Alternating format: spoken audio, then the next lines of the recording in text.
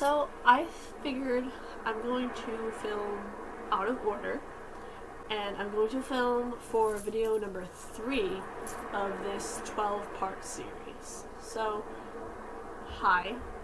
I got my ring light on a dark blue color. I think you could probably tell more on like the shadow of the dresser than anything else. And I thought I would film in like a different direction.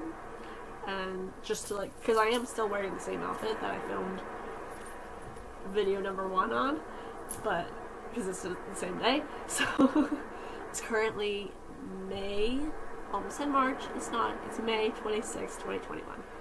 And yeah, I just thought I kind of wanted to still film. So I'm gonna assume that you know who I am.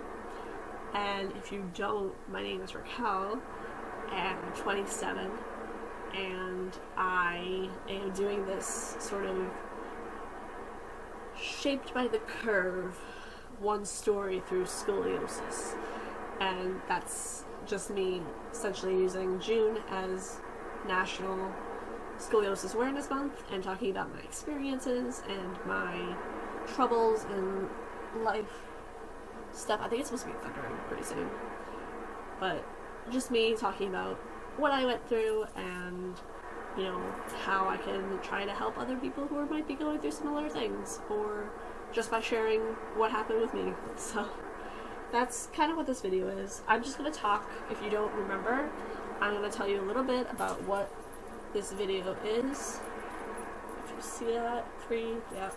So yeah, I just wanted to film again, and then I was like, I was thinking, I'm like, what can I film? And I'm like, I don't have anything to film. And then I was like, wait, no, I can do like a video out of order. So that's what I'm doing. So the question that I want to answer in this video is kind of like how I was diagnosed with scoliosis and how I was, like, where I was treated and, you know, who was my doctor kind of thing. Like, not the name, but, you know. And then who I was as a person and how that and those characteristics were an unfortunate series of events, an unfortunate combination of things. So okay, so assuming that you saw video 2, which is about scoliosis, what is scoliosis, what are like the types, what are the treatments, what are the, you know, last resorts, first resorts, all of that jazz, how is it diagnosed, that kind of thing.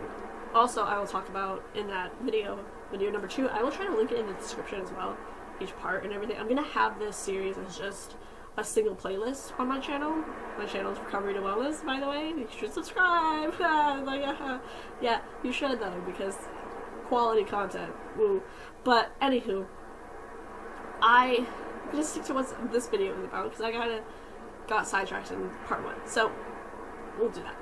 But yes, I'll link in the description and maybe I'll have an end screen notation for what video was where, but I'll have a channel playlist just about the series, so it'll be its own thing. So yeah, in the second video I answered what scoliosis is, what spondylolisthesis is, just sort of choices, treatment in, not incompatibility, but treatment, non-compliance, and support groups and therapies and all of that jazz. So how was I diagnosed? So I was diagnosed with scoliosis when I was about 6 by my primary care doctor. And I think it was because they did, you know, they did the if you're not familiar, they do that screening test where you bend over to like try to touch your toes, and they get a little like scale measurement thing, and it tells the angle of the spine and things to that effect. That's about as far as I know, because I haven't done video number 2 yet, so that's my knowledge there. And then there's physical like signs of scoliosis as well. There's like that shoulder imbalance. Well, one side is, you know, one side is higher than the other, the leg imbalance, hip, all of that. So I don't think I had that when I was 6, but I definitely had it later, so makes sense. But yeah, I was diagnosed when I was 6, and by the time I was probably 7, I started to see an orthopedic surgeon in Boston Children's Hospital. Again, I'm from Massachusetts, so I saw him not as much after my, like, definitely more when I was a kid because of growth spurts and how scoliosis changes with that, and the body changes and everything, and then, like, the surgeries and stuff, so then, you know, there was a lot. But I saw him the last time probably when I was in my mid-20s, so I think he retired, honestly, but that's kind of that. And that's where I had my 2 surgeries, so. And then who I was as a person. So again, this part is pretty simple. So this part, I'm going to talk about sort of my negative characteristics, not a whole let me shit on Pastor Cal kind of thing. But I was very, like, I think I've talked about this in another video before, where I talked about my childhood and stuff, and then I talked about other things and stuff, and I was very, like, I was a quiet kid. I was really shy. And I was very introverted. Still am. And I was very much an avoider, which I still am, and I still struggle with today. So I dealt with things by not dealing with them. I particularly with the scoliosis. I was like, maybe if I just pretend it's not there, then it'll go away, and I won't have to think about it, I won't have to do anything about it, and it'll be fine. I was also someone who gave up pretty easily on things, so I'd be doing soccer for a little while, then I'd find a reason to give it up, or, you know, I would try something for a while, and then it wouldn't work, and then I would just give up, and that kind of thing. So I always gave up pretty easily, and, you know, even when it was detrimental, in a sense, for my well-being. I also ruminated a lot. That's probably maybe where some of the rumination of what later became OCD when I was in my young adulthood, maybe I could have came out of that. I always wondered if I had, like, depression or something. I really don't think I did at the time, but I definitely was, like, ruminative, and I would ruminate a lot. Like, I spent so much of my time, I would just, like, be in my room thinking of all my inadequacies and just, like, stuck in this, like, negative self-talk rut where I was focusing on how much, you know, my body's changing and I can't control it, and, like, what do I do, and, like, I should wear my brace, and I'm not wearing my brace, and all that. And then there was a lot of the self-fulfilling prophecies too, where, like, I would get so emotional about it that I would just cry, like, to myself, by myself, and I didn't want to talk about it. I did not want to talk about it. I did not want to. I felt like I couldn't talk about it because every time I would think about, just thinking about scoliosis made me just start crying, and I can't really carry a conversation if I'm crying. So I was very much like, I just didn't talk about it. I pretended like it wasn't there. I was like, I'm just gonna pretend it's fine, and everything's fine, and I won't have to deal with it. And apparently my mask was so convincing because my mom generally thought that I didn't care, and I was just apathetic about it, which wasn't the case. I cared very much, but I didn't know what to do, and I didn't know, that's a theme. But that's a theme in my mental health too, that I don't know what to do thing. But, like, I just didn't know how to deal with it. And at the time, I mean, I feel like I go into this at another point, probably by video 5 I will get into this, but at the time I definitely felt like I didn't have control over my body, and I was just very much like, how do I want to say this? I didn't change what was happening, and I was very all or nothing as well. Like, I had very much all or nothing thinking, so my perspective was, I thought having a brace would mean that I would get a straight spine, and I would be fixed. And when I found out online that that wasn't the case, then I was like, fuck it, then I don't want anything.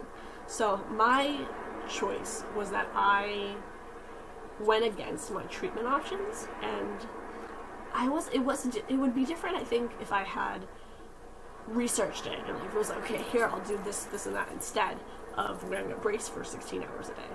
But I didn't do that either. I just kind of was like, I'm just going to pretend it doesn't exist, and I'm going to pretend everything's fine. And even if it's not, the whole house is on fire, and I'm going to be there, and I'm like, nope, this is fine, everything's great, everything's fine, we're good.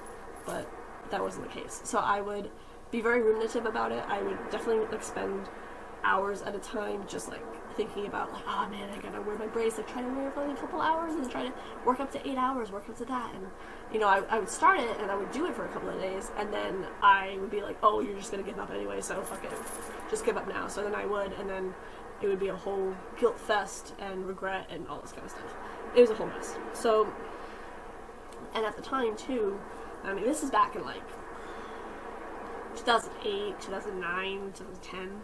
So I don't know how much research or mental health therapy is involved in sort of the diagnosis and treatment of this condition of scoliosis. I hope there is more improvement than there was at the time that I lived through it, because I don't think we were ever recommended therapy, like mental health therapy kind of thing for it. Like, and that's a big thing to go through as like a kid, especially, like to have that lack of control over your own body and like not being able to, you know, handle it and everything. Like I think that's, and it's a huge dampen on self-esteem as well. Like I would wear baggy clothes and stuff. Like I didn't want anybody to touch me, I didn't want anybody to see me, I didn't want any of that. So yeah, a lot of pretty much right there. But like I also want to say too, like I definitely had a lot of envy as well. I would be very envious, especially like in swimming situations, right? Like people would be wearing like 2-piece bathing suits, or you know, I'd be there with the 1-piece bathing suit. But you know, people would be wearing 2-piece bathing suits, and you would see the body more and everything. I was always thin, so it was more obvious too. So when my hip is going all the way over there, and my shoulders are all the way this way, and I'm leaning more towards the right and everything, like it was just obvious that something was up. And so I didn't want to be in a beach or a swimming situation, or even like prom dresses. That was another thing, like seeing all those like open back prom dresses, or like, you know, short dresses, or like things showing the abdomen, things like that. Like that was like, no, like no. And like I definitely had a lot of the envy of like, like people like take for granted like having a straight spine and not having to worry about, you know, a growth spurt. Like I was honestly like afraid when I would grow. Like I'd grow another inch and it would be, oh great, where are my ribs going this time? Where's my hip gonna be? Out in no man's land. Like, you know, it's very stressful. And then I also hated showering, because showering meant that I had to see myself in the mirror. And again, I was very avoidant, so if I didn't like what I saw in the mirror, I just didn't look in the mirror. And that was how I dealt with it. But showering though, I would have to run my hands over my body, and I'd feel where things were different. Like, was this there last time? Was this like this before? And it probably wasn't. So that was really hard for me as well. And then, I mean, it wasn't always hard too. Like, there were days that I've had good times and stuff. I don't remember it, but I think I had good times in there mixed in. And I think would be like, I would say the self-blame was definitely there. The shame was definitely there. Why me? Self-pity. I definitely pitied myself a lot and was very miserable. And I had a very negative outlook on myself in the world. And I was feeling like I had to be ashamed of like this condition, scoliosis, like this thing that I can't control. And, you know, again, it was that envy, like that I can't wear an open back dress, or I can't, you know, these people have straight spines and they take it for granted, or, you know, why couldn't I be born like with a straight spine? Why did I have to go through this? Why me? That kind of thing.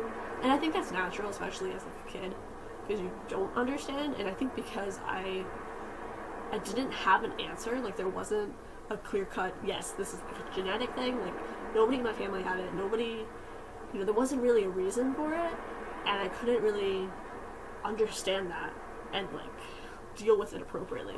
Like I was just like, what did I do wrong? Like what's wrong with me? Like what, taking it really personal.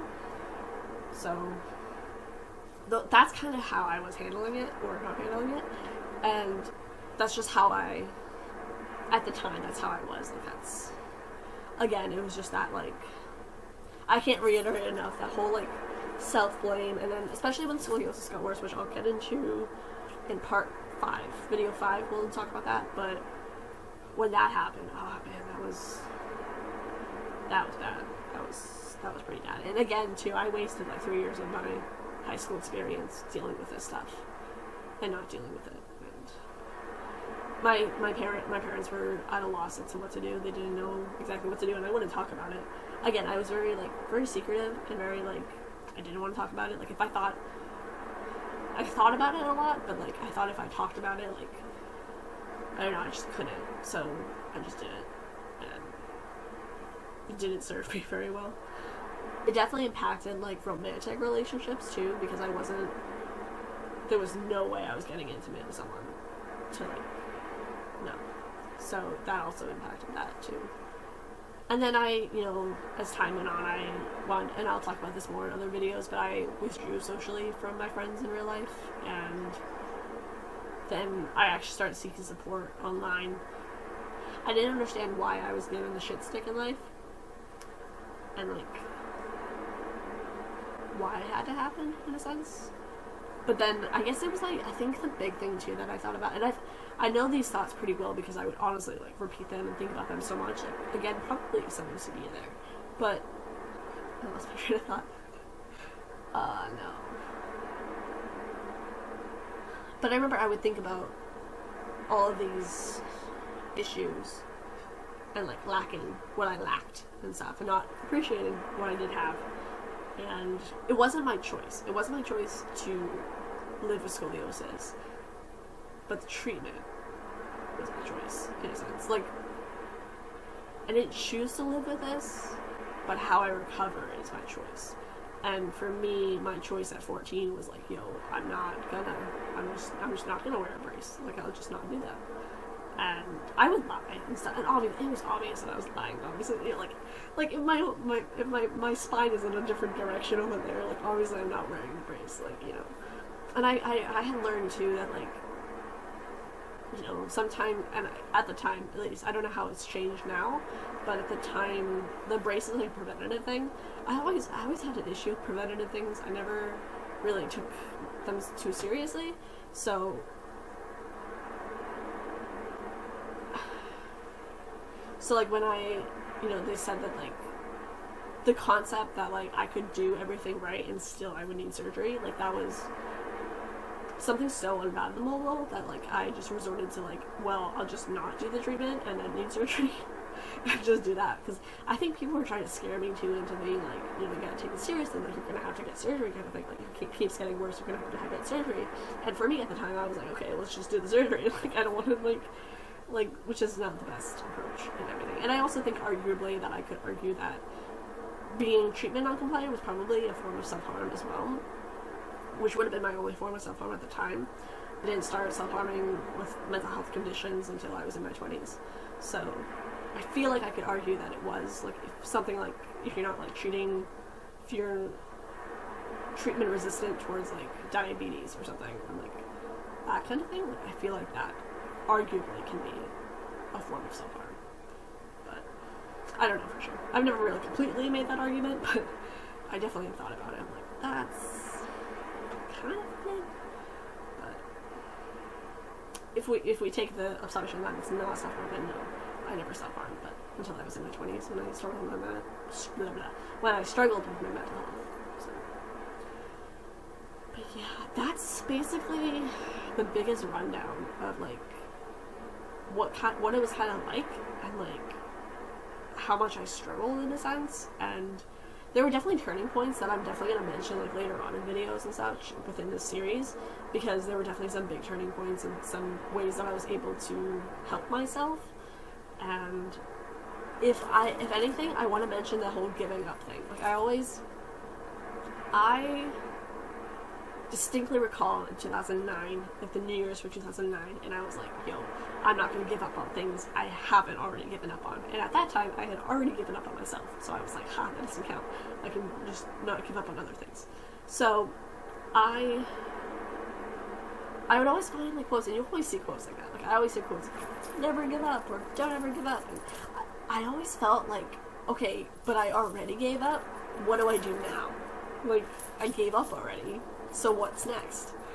There's never if you have given up, here's what you can do. There was never that kind of cliche quote. So even today I don't I'm like, never give up, and I'm like I have a no. It's very limiting. But well, that's this video. I hope there was something worthwhile in it, and you got an idea of kind of where I was with things. And again, I'll like not evaluate, but like I'll get into further information. Ooh, crack my hip. Like, you know, certain things I thought about, or even like artwork kind of things, and how I was processing things at the time, and how it kind of carried on, and all this stuff. These decisions, these big decisions that I was making for myself. Again, my teenage rebellion was pretty much in this. And yeah, I definitely think too, like as a 14-year-old, I definitely couldn't conceptualize the fact that like as a 27-year-old, I'd be like, dude, you should have just worn the brace. Like, what are you doing? But it was always like that, like, oh, you'll be changed forever, and like changed forever and stuff. And I was like, no, it'll be fine. I don't care. But yeah, I kind of care. But what can you do? You can't change the past. So I also wouldn't say this experience was traumatic. I think that would be excessive for me, but I probably could benefit from therapy. So this video. So thank you so much for watching, and I'm gonna see. Here's what I'm gonna do right now. I'm gonna come up with some things I can do after this video. So I actually want to try to go to a support group tonight for OCD. So I'm going to try to go to one. It's at 7:30, so maybe I'll try to eat dinner or something in between now, and then it's like 7 o'clock already. So I will probably try to do that. I have to charge my laptop because I'm honestly at like about 62%. So I want to charge my laptop. I want to read a book. Read a book would be great. That would be so good. So I would like to do that as well. And then just try to keep myself busy, because this is kind of going over things that I haven't touched in my mind since a very long time ago. So do the appropriate self-care after that, and just kind of like take care of myself, and just maybe I'll shave. I could shave my legs because I really need to do that. So maybe I will do that, and then I will also just play around with my light, and maybe I probably shouldn't film again. I've already filmed enough, but the urge is there. But yeah, I'll read a book. I can play some Animal Crossing. Yeah. So that's my self-care routine after this will be, I'm gonna eat dinner, I'm gonna take my meds, shave my legs, go to a support group, read a book, just answer messages. That might be better because I have a few that I have to get to. So, okay. Thank you so much for watching. Thank you so much for watching. And, I don't know what that was. But I hope that you enjoyed this video, and if you can relate to any of the things that I thought about, please, please, please reach out to help for someone. People are there who want to support you, and who can help you, probably better than I can, as just another person who kind of went through hard times and stuff. But please reach out to someone, because people are there, and people want to help, and they cannot help you if they don't know what's wrong. So, you know, even if you need to verbalize in the comments, like, hey, I need this kind of support, I need someone to just listen, I need someone to offer me problem-solving solutions, that kind of thing, that is fantastic insight.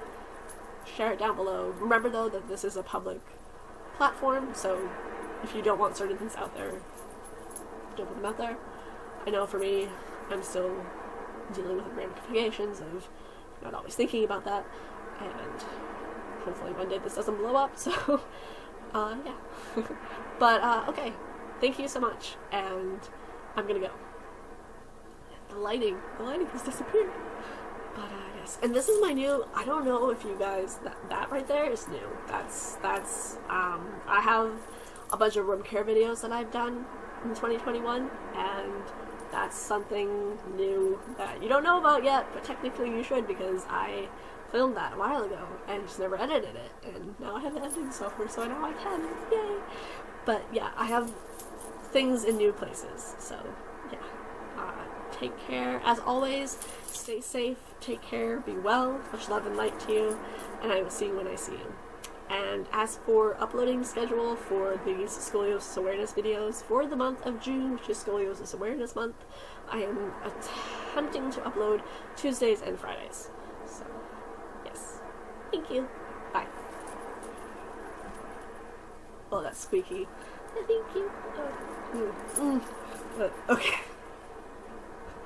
I can see a lighthouse through the smoke. Everything is lost, I know. Underneath the roaring of the storm, I can hear the breaking of the dawn.